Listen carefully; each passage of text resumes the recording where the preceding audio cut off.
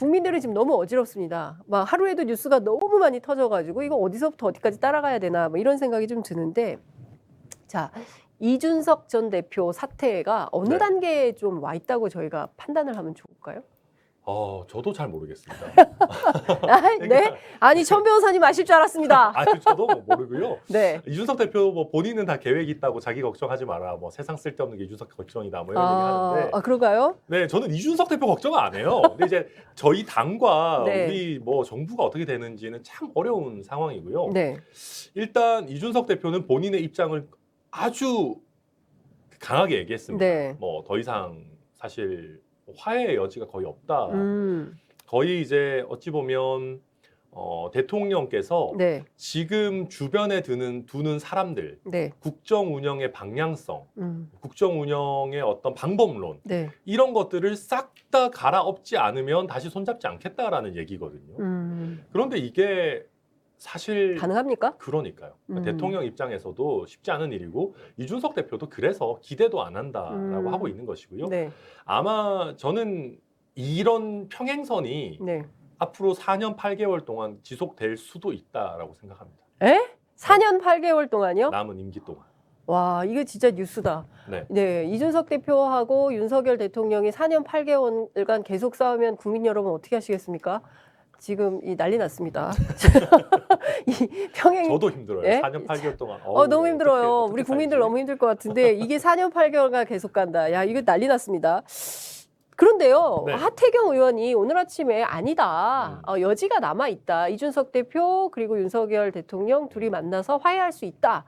라고 여지를 두었습니다. 그럼요. 뭐 모든 것은 가능성이 있고 저도 네. 4년 8개월 동안 계속 두 분이 대립하기를 바라시지는 않습니다. 네. 다만 네. 이게 근본적인 세대 갈등의 면이 있어요. 예, 이게 제가 보면은 이게 두 분이 꼭 두 사람 중에 누가 뭐 좋은 사람이고 나쁜 사람이고 뭐 선하고 악하고의 네. 문제가 아니라 예.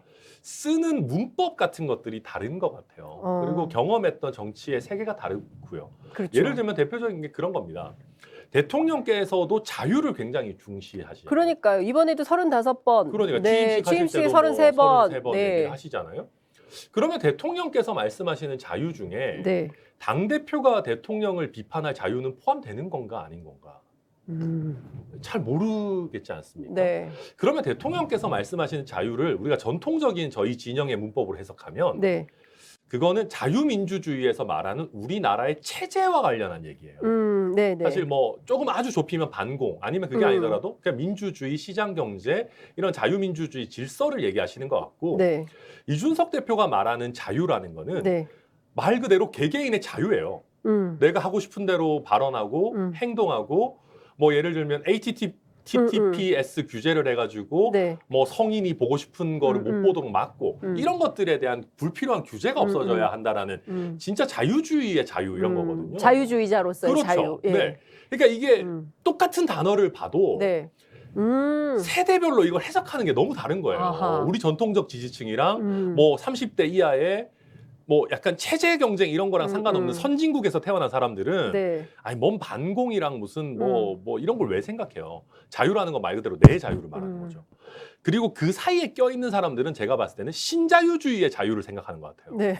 약간 그 기업의 자유, 예. 뭐 대기업의 자유. 예. 근데 사실은 저희 세대는 보면은 이명박 대통령 때 네.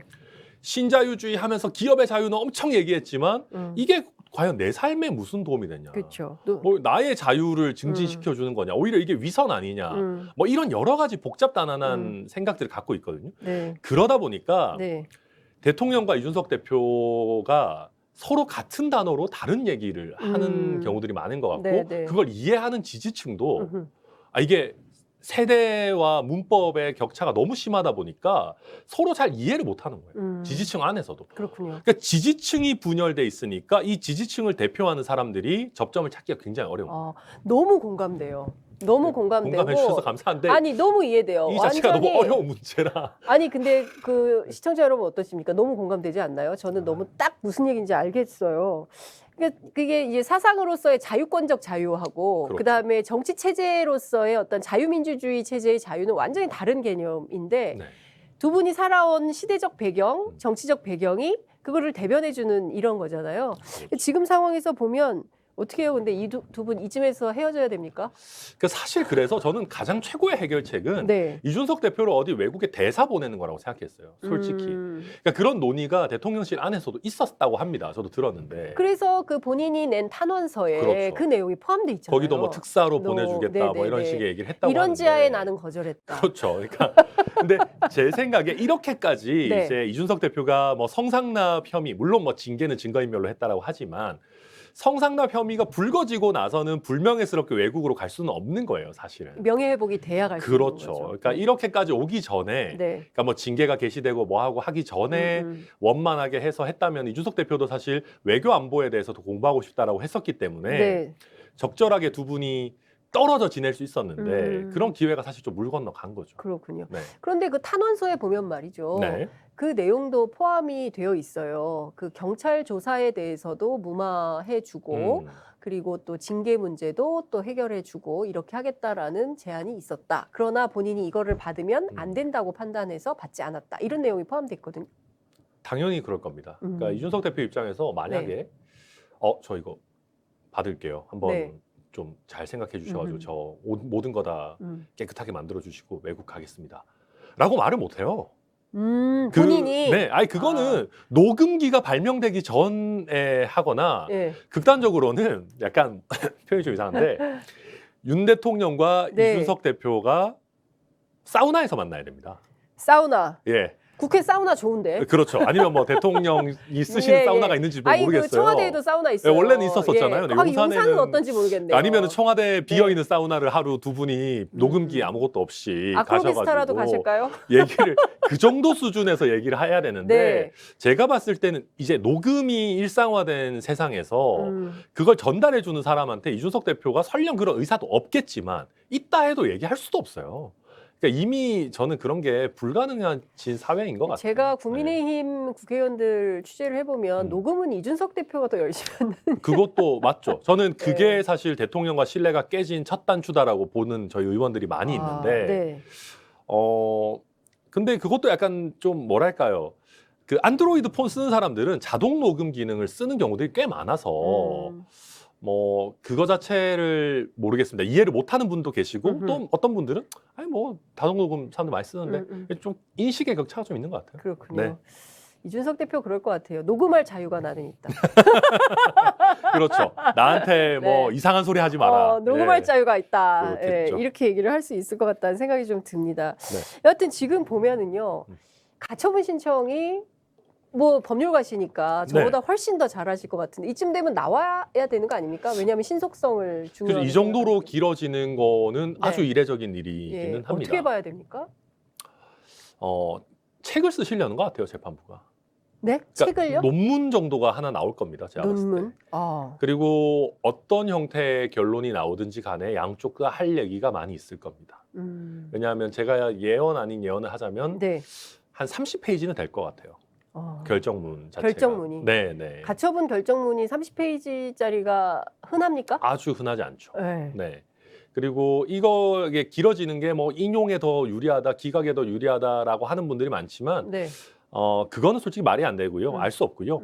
대신에 이준석 대표 입장에서는 만약에 지더라도 기각이 되더라도 네. 이러이러한 문제가 있지만 어쨌거나 이거는 정당의 자율권 범위 내다. 이런 식의 결정이 나올 확률이 좀 높아졌어요. 이 정도로 오래 본다는 거는. 네, 네. 그러니까 뭔가 말을 할 여지는 좀 더 많아졌을 거고 그리고 설령 이제 이준석 대표 손을 들어주는 인용 결정이 나온다고 해도 네. 또 법원에서 이런 절차가 잘못됐다라고 좀 핀포인트를 해준다면 네. 또 주호영 비대위원장은 그 절차를 다시 한번 거쳐가지고 다시 이 똑같은 결론을 내도록 하겠다라고 또 갈 수가 있어서 이 결정문의 내용에 사실은 앞으로 향배가 걸려 있는 거죠. 다음 주엔 나올까요? 다음 주에는 좀 나와줘야겠죠. 저도 지겹습니다 이제. 그러니까요.